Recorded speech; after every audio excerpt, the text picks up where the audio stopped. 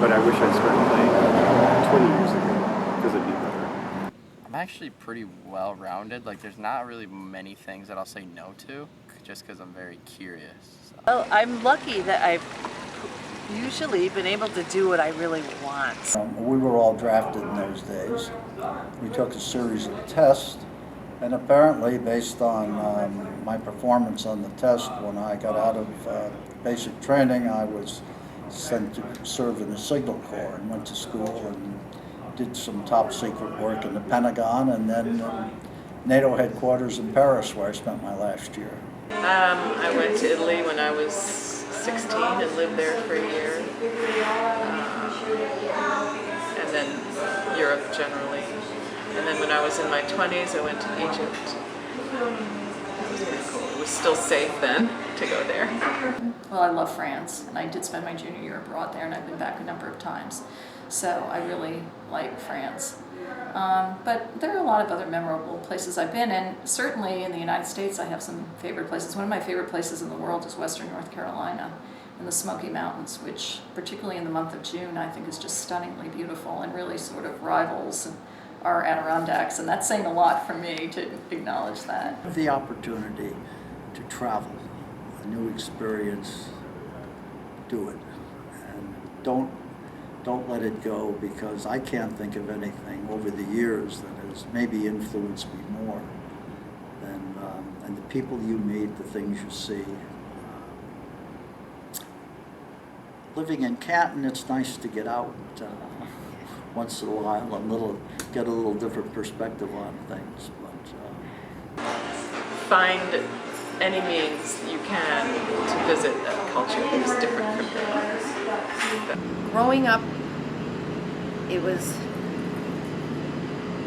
I didn't always interact with people who were very different from myself. And I think, coming here to St. Lawrence, I did, and I just learned a lot about the world. We're all human, and, you should treat everybody, it's the golden rule, treat everyone the way you want to be treated. Always assume that everyone around you is as equally complex, thoughtful, sad, happy as you are. It's easy to be like, these people are all just here and they have time and they're just slowing me up. But it's a lot harder to go, each one of these people feels the same way. But once you start to make that your default thought process, it's a lot easier to just be in these overly social situations and not feel like everyone sucks.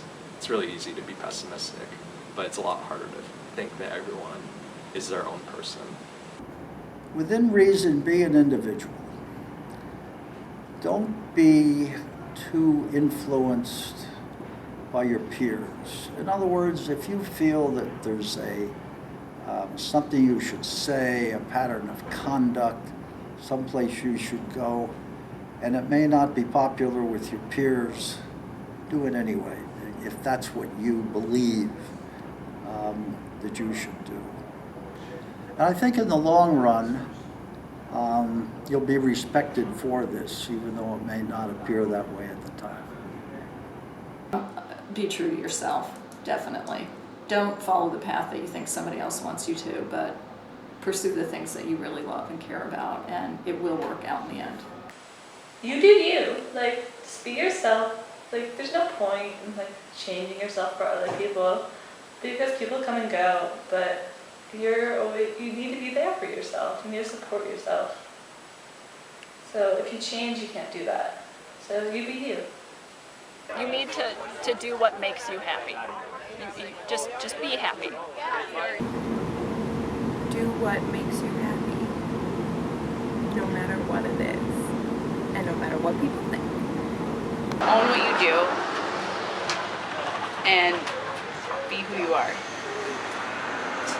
Accept the mistakes, accept the consequences for the choices that you do and that you make, but in the end, you really don't have to explain yourself to anybody. You just have to be comfortable with the life you're living and the choices, the consequences of those choices. I'd also say be willing to try to solve your own problems. Don't be afraid of trying to find solutions on your own. And don't be afraid of failing. Yeah, and don't be afraid of failing as well. Make mistakes. I think I was 3 years old, and I was so excited to go to the petting zoo for weeks because I was fascinated by goats, and all I wanted to do was pet one. But when I got there, the goat nipped me, and it wasn't happy with one nip. It wanted to come back for more, and so it chased me around the petting zoo, and I didn't really ever get over it. Not to be scared of something just because it's hurt you before. Appreciate the little things in life. I think those are the things that make up the important moments in our lives, are the little times sitting here having a chat, waving, saying hello to somebody, smiling, kind of making their day. So I guess appreciate the little things, don't underestimate the power they may have. I don't know. I guess try like never to grow up too much, even though that sounds silly. I never want to like forget how to play in the snow, or like how to climb a tree, or how to like have fun with nothing, you know?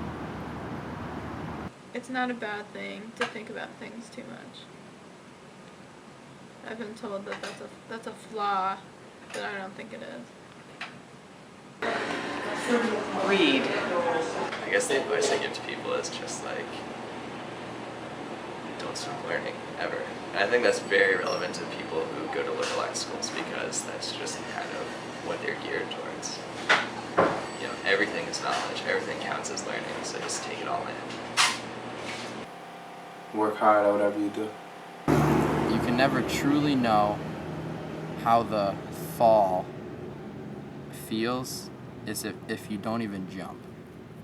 Therefore, just go for it. But, you know, you have the opportunity to do these things, do them. Don't wait for them to come to you, they may not. You must take the initiative and do these things. And one thing sort of leads to another. When life takes you places, just go.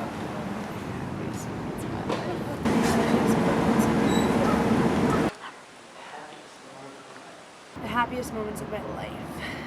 Happiest moments of my life. There's so many. Oh, that's easy, when I passed the bar exam.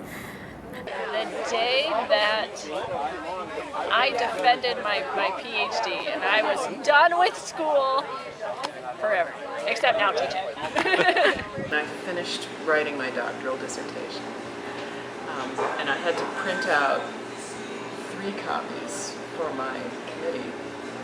And this was back in the days when there were the old dot matrix printers, and it had perforated paper that had to go through. And I had this printer that just was very slow.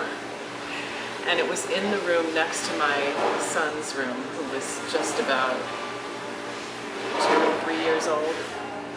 And I had set this thing up to print 3 copies of this dissertation, which was about 200 and some pages long, 3 copies.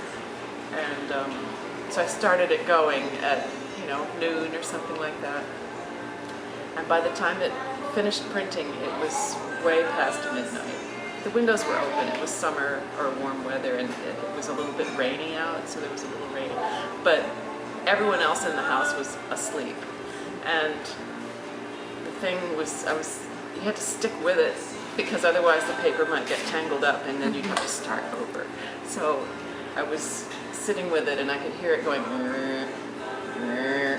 line by line,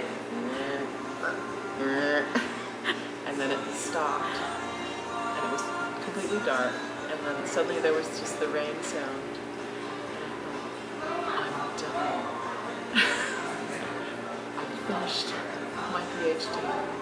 The first time I had broken 10 miles running, and I was in the woods on this route that I call Around the World, and it was right when the woods turns into these sand dunes that like go really high and then really far down again. And I don't know, I just felt like I'd been running for like an hour and a half maybe, and I just felt like I could be running forever, and it just felt, I don't know, really great. And I felt great. I was really happy. My friend was running with me, and I don't know, those sand dunes are my favorite. I don't know, that doesn't feel like extreme enough, but it was, I don't know, perfectly serene. So I got to the top of this double black diamond, and